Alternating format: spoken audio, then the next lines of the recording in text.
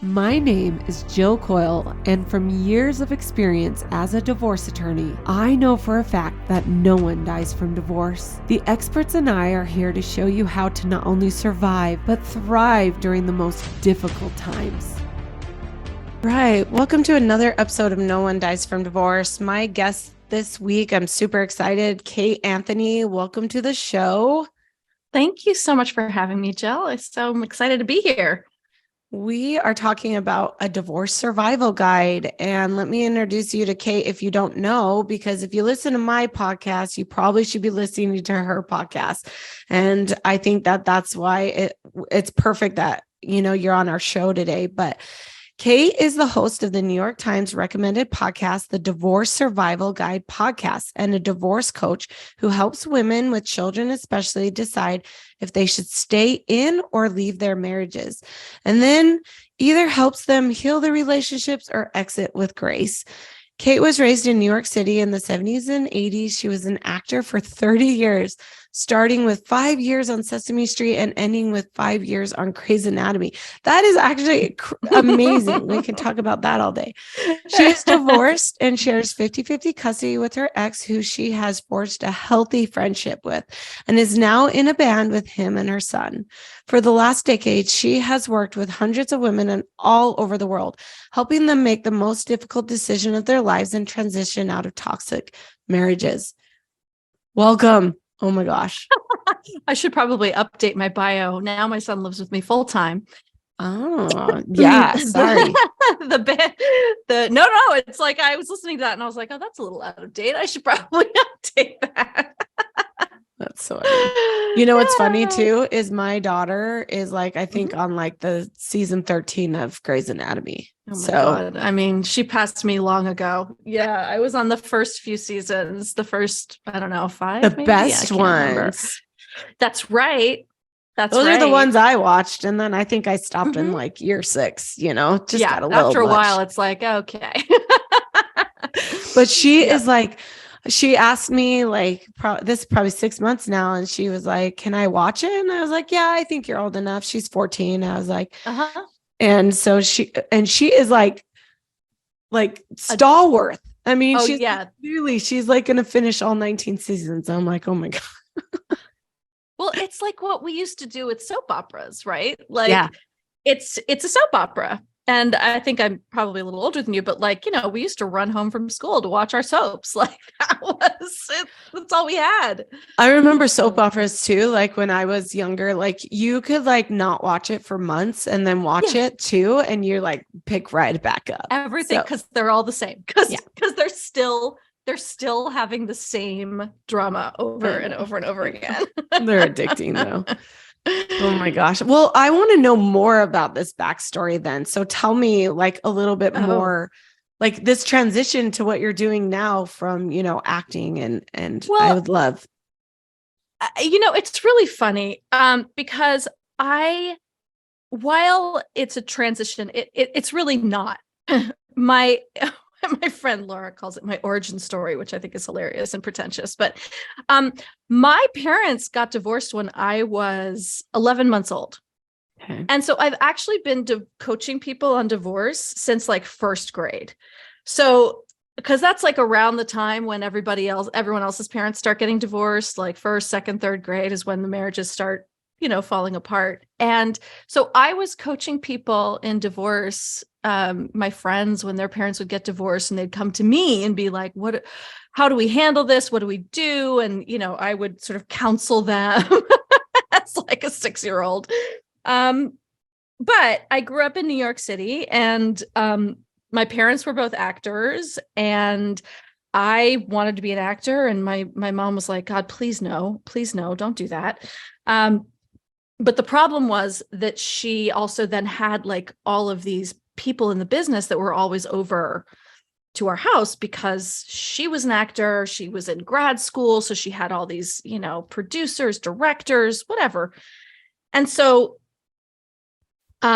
we also lived across the street from the Sesame Street studio at the time when it was shot in New York City.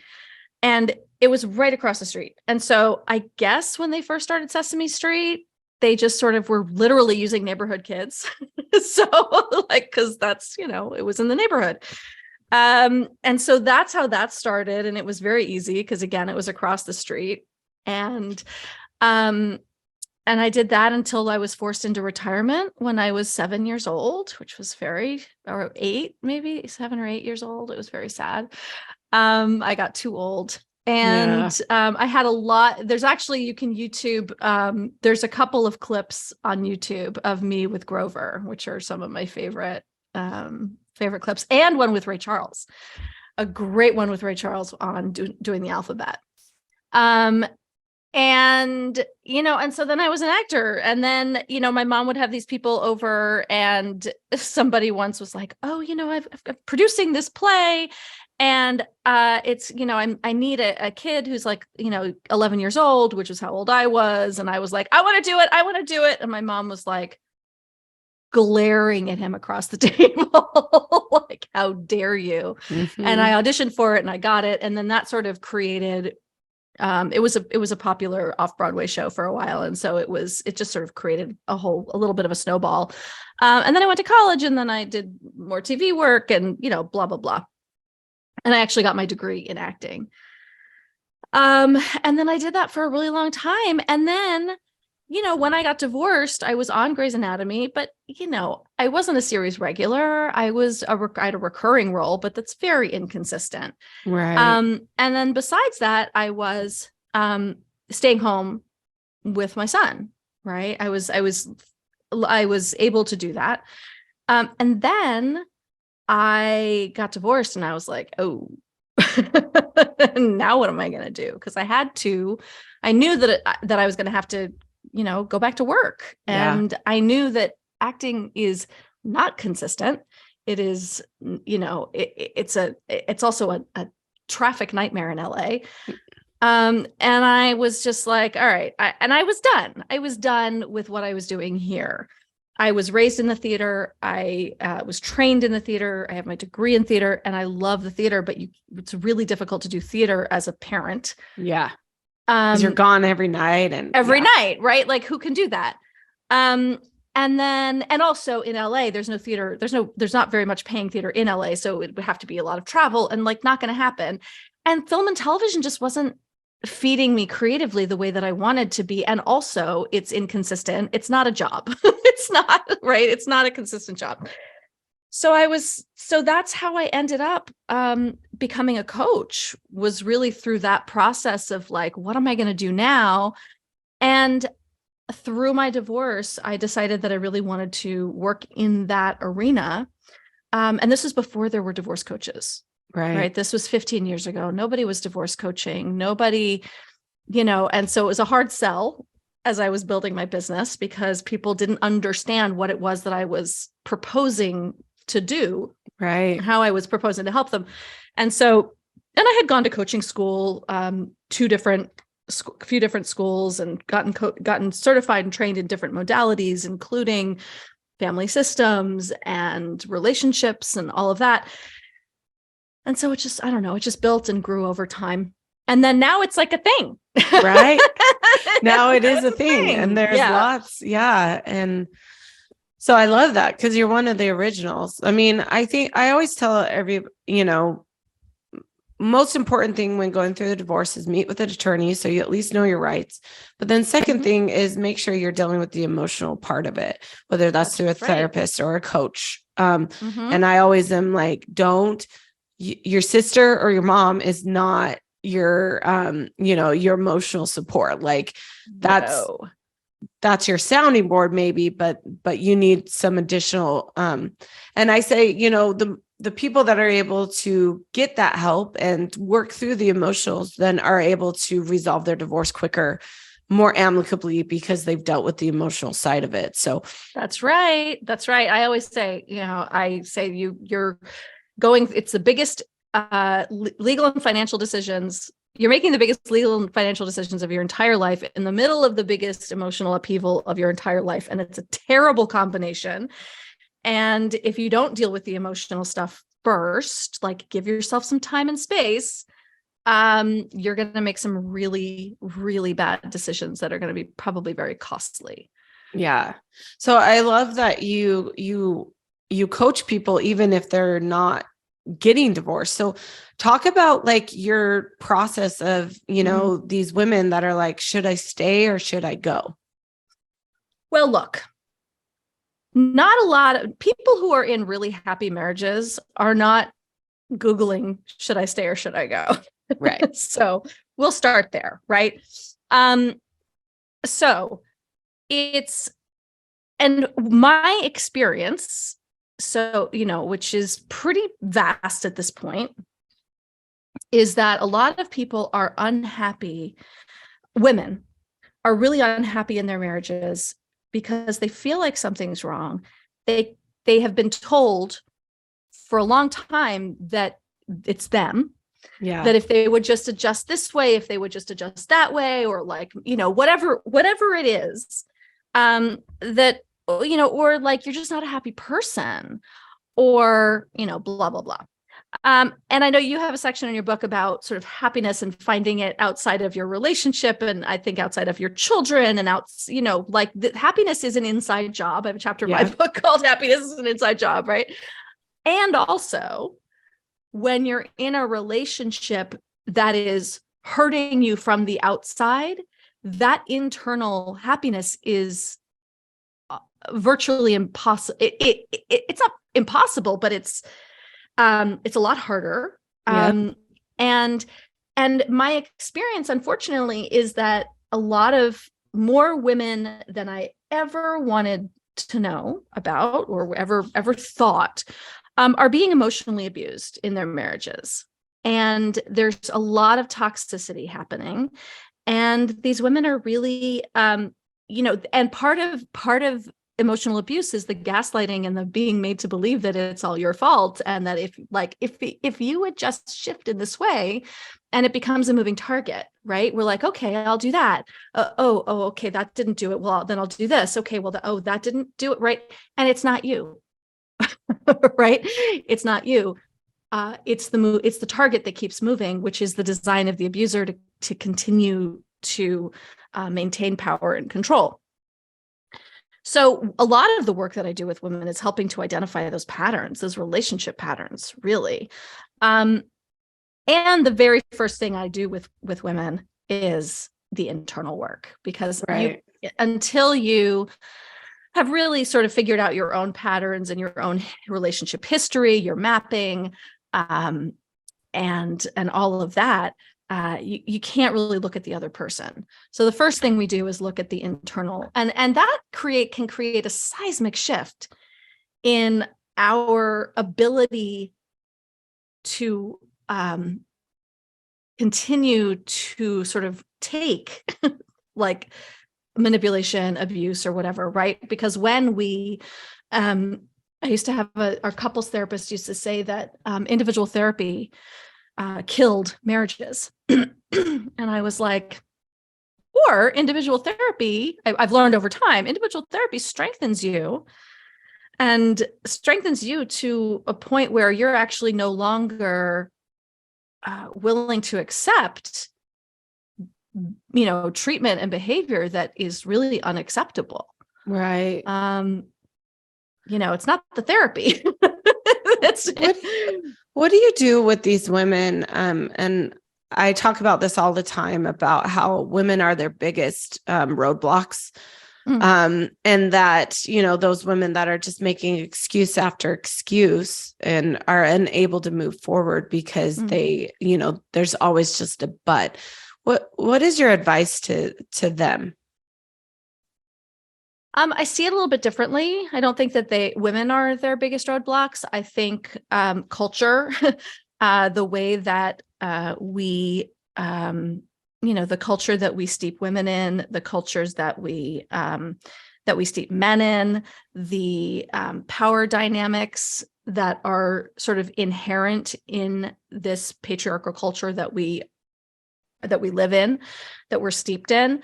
And so, look, I could knock down every roadblock that somebody comes to with logic and information. And I often do. I mean, listen, when someone comes to me and was like, I'm staying in my marriage for my children, we have a sort of a difficult conversation about that, because staying in a toxic marriage for your children is the worst thing that you can possibly do for them. Yeah. And, look, there's some good reasons to stay in marriages. Some of them financial, certainly when you've got, disability and health insurance and things like that. There's religious and cultural isolation that is to be considered. I've worked with women who are, very sort of extreme cultural communities where they are shunned. They will be shunned. They will literally lose everything.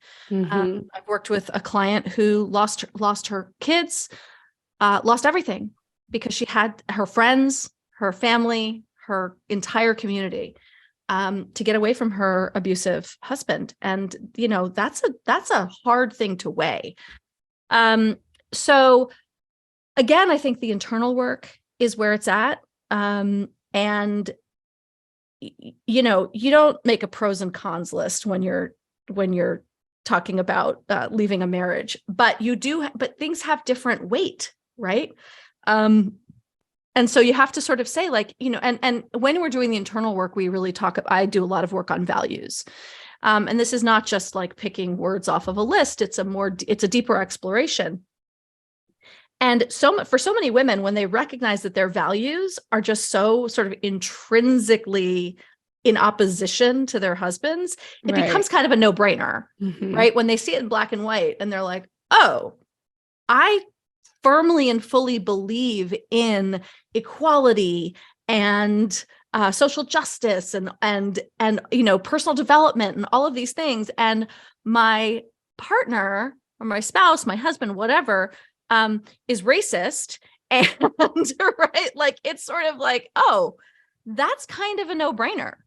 Yeah. So yeah, I guess I don't see it as there's always a no, but, or, it's just, listen, this is a hard decision. This is hard. This is not to be taken lightly. And there's a myriad of pathways that could, roads that they could choose and go down. What I want women to hear in our conversation today, though, is that I love the term everything is figure outable. I don't like the word no, and I don't like the word can't. And if you start in a position of where, you won't take no for an answer and you stop saying can't, anything is figure outable to get you down this path of whatever you need to become your whole self. And you're worth it. Yeah. I think us women, we're so hard on ourselves. Like we take the world on, we raise children and we put our head down and we put our needs aside because that is what our culture taught us was the right thing to do. Yep. And it's us standing up and saying no more. I'm not going to believe cultural or this patriarchal society is what's best, and recognizing you can be you can be a good mom and still work. You can, be a really powerful employer and, not have children. Like, you can be exactly what you need to be, and it can work perfectly within the system. So that's just my little raw. No, I mean, yeah, absolutely. I think I end all my podcast episodes with, that you deserve to be happy.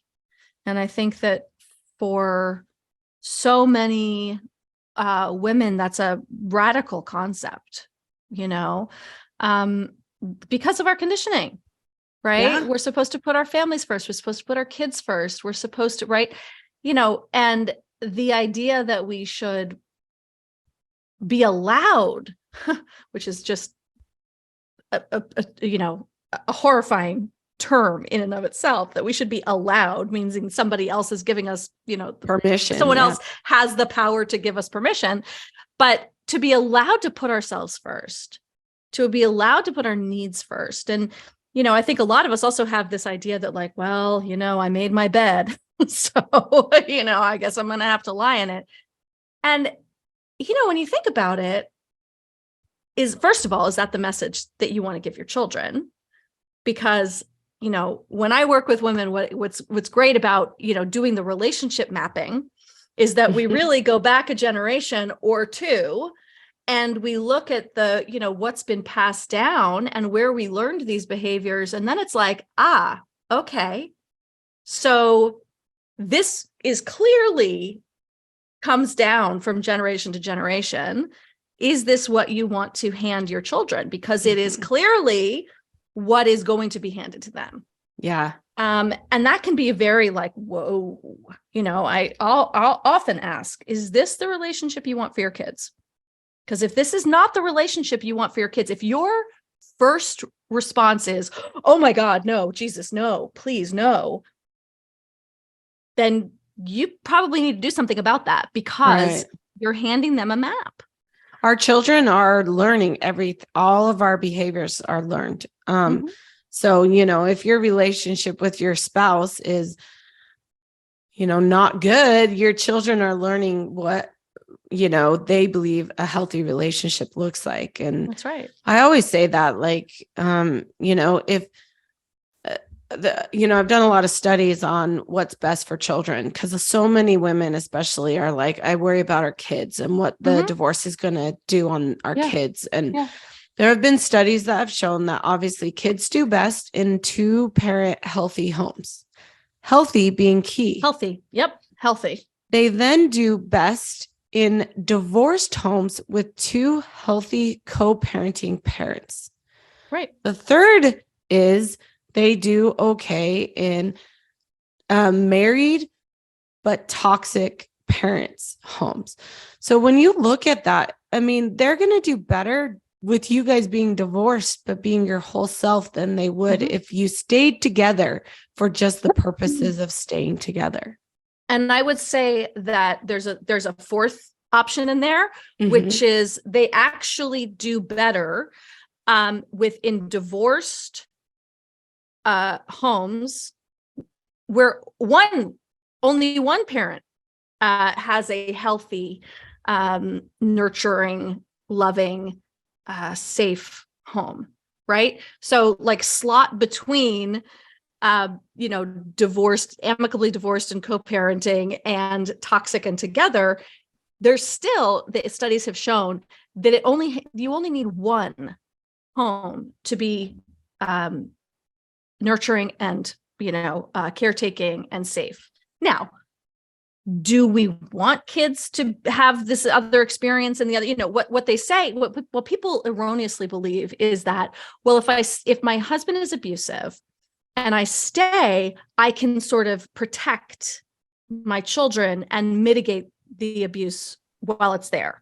Right. If I leave, my kids are going to be abused without me being there. But studies have shown that if you leave and you create one healthy environment, even if it's a toxic environment in the other home, what you're doing is you're giving your children the gift of perspective. Yeah. You're giving them the opportunity to go, I feel very differently at mom's house than I do at dad's house. What is that difference? Whereas if you stay to, quote, protect them, they have no perspective and they just think that that's what relationships are. And they're being abused 100% of the time. Whereas even if you have 50-50 custody, they're being abused only 50% of the time, which is terrible. And, you know, I wish the court system was different, and that's a whole other podcast episode. But, you know, it is safer. Yeah. For children to have one place that is safe and healthy and protected. Yeah, it's true. And our hope for you is, if you're thinking about getting out, is that you take it as the opportunity to become the best version of yourself. And there's going to be work involved with that. Like, you don't leave an abusive marriage and then just all of a sudden you're better. Like, you have to do the work. You have to, you know, work through the trauma or whatever that you dealt with. And then you have to, you know, stand back up and be strong and be there for your children. So I love that. So let's talk about your divorce guide and kind of how you work through that. Well, yeah, it's not really so I renamed it recently. Can I say a bad word on your podcast? No? Yeah. We don't have kids that listen to this. God. So I renamed recently. I used to have it was called the Ultimate Divorce Survival Guide or whatever. And now I renamed it to it's called How to Not Fuck Up Your Kids. And essentially it is a guide for moving through this process with your kids. So it is how to tell your kids you're getting divorced, like step by step by step. It's, how to what should go into a parenting plan, all of that stuff. So yeah, that's not something that I work through with clients. It's it's an ebook basically that's on my website that people can buy. I was just going to say, you need to make that into a full-blown book because... Well, that's coming too, but yeah, okay. that's only a chapter in the full-blown book.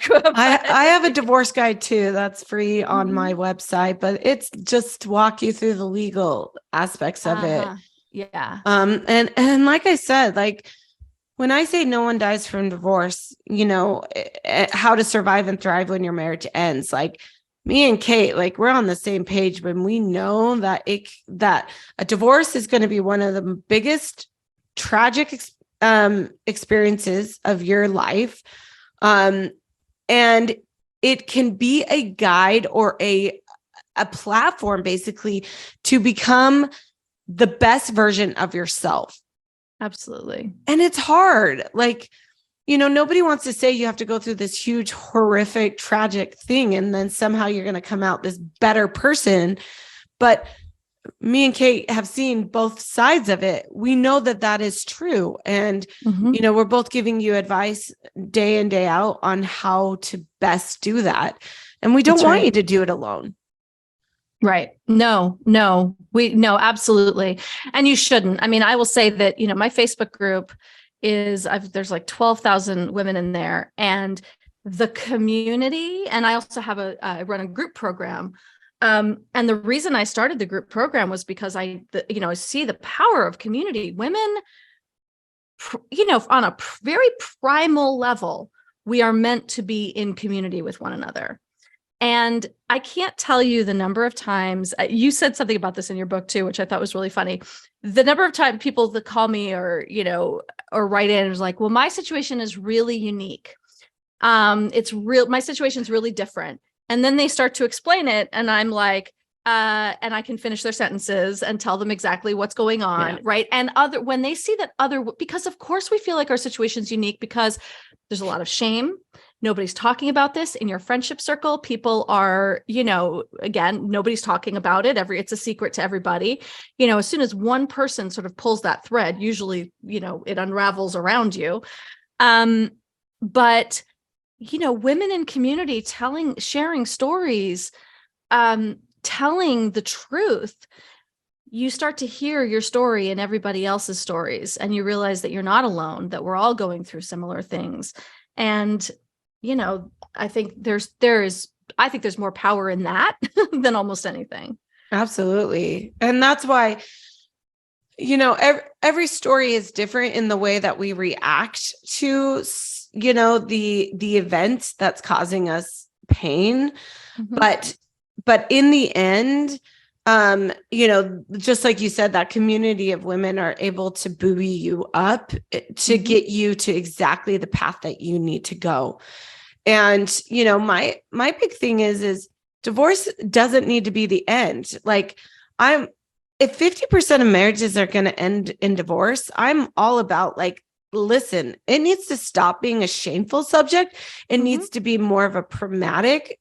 And I don't want to hear about, oh, you're getting divorced, so What I want to do is, hey, you got divorced. What did you learn from that? And what are you doing to become a better version of yourself? Because I tell you what, if we take this and we turn it around from a shameful subject, oh, I'm so embarrassed, I did this so wrong, and that's why I'm divorced, to, hey, I'm using my divorce as a platform to become this better version, this better parent, this better coworker, this better friend. We are going to not have a statistic. We're going to have a movement. That's a lot of people that are making change to become a better version of themselves. And if we can make a movement out of divorce, I'm all for it, because that's a lot of people that can be making change. Yep. That's what I always say, that I want to radicalize a whole bunch of activists, right? Yes. Because this is a systemic issue. Listen, was it like 69% of divorces are initiated by women? Some of that is because we're the one who do the actual paperwork all the fucking time. Right? Yep. We're the but most of that is because actually women are increasingly unhappy in marriages. They did a study on the happiest versus like least happy people. Married men are the happiest people in, I don't know if it was the US or the world, probably the US, right? Married men are happy. Married men are super happy. They get everything out of being married. Mm-hmm. The next happy are single women. Then single men, and the least happy people are married women. Mm-hmm. Because marriage doesn't serve women, it serves men. And we're talking about, cis hetero relationships here. Marriage serves men, and women are exhausted by it. Mm-hmm. And so, either, and we are opting out, like the rates of marriage are declining, like millennials, they're not doing it. They're like, no, thanks. Right. And women are not getting remarried. Most of us don't get remarried. And so there's going to have to be a change, right? Yeah. There's going to have to be a shift. Yeah. And I think, so I'm Gen X, and I see it so clearly in Gen X men, like they really they don't get it. Yeah. Overwhelmingly, Gen X men are like, they don't get it. They're still sort of operating as if this system was supposed to support them. Right. And Gen X women are opting out. As they have continually built their retirement in their name, had life insurance on themselves, have never thought to sit down and think, what's the value of your life? I mean, there's just so many systemic problems with our patriarchal society. I remember when I went to college, I grew up in Utah, very Christian, very, LDS Mormon. And I went to a Mormon school, and I remember I wanted to go to law school. I mean, I'm 40, so I'm not that much younger than you. But I had guys that specifically said, oh, I can't marry you, or I can't date you because you want to work.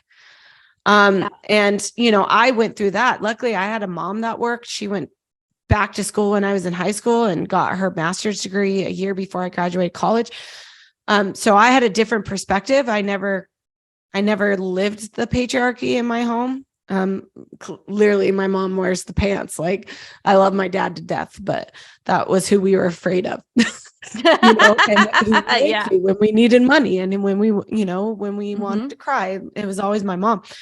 And so now I'm looking, okay, we're in 2023, and these younger women need to recognize what it means. If we're breaking down the patriarchy of marriage, meaning it's not as important to me, you need to be standing up and realizing that it's got to then be transferred to something else. And that is, you need to be going to school. Yes. You need to be cultivating your career path. You need to be able to stand up and take care of yourself. And you need to be solely satisfied in who you are. Because if marriage isn't going to be there, which is what it was for the last 1,000 centuries or whatever, then great. Let's change that so you are taking care of yourself. Because I'm telling you, men were made to be alone, and eventually you're going to get that itch and you're going to decide, is marriage the right thing for me? And I'm going to tell you, if you're feeling satisfied in who you are, marriage will come easy. What do you think? I think that if you feel satisfied I don't know if marriage will come easy. I feel when I say easy, I'm not saying easy because it's not easy, but I feel satisfied in who I am. And I have a thriving career. I've built a really good business. I've built a really solid life for myself. Anyone that's going to come into that needs to add to it. Right. Not detract from it, not be like, I don't want to be teaching you how to communicate. I'm not here to teach you how to, be in a relationship. Like, I want you to have all that shit figured out. Yeah. And then if you want to come and play in my playground, like, great. But like, I actually don't need you. So it actually does not come easy because of the Gen X thing, because like, Gen X men are like kind of not there. So I'm perfectly happy to be alone. I wanted to go back to something you were talking about, the way that you were raised with your mom and working mothers.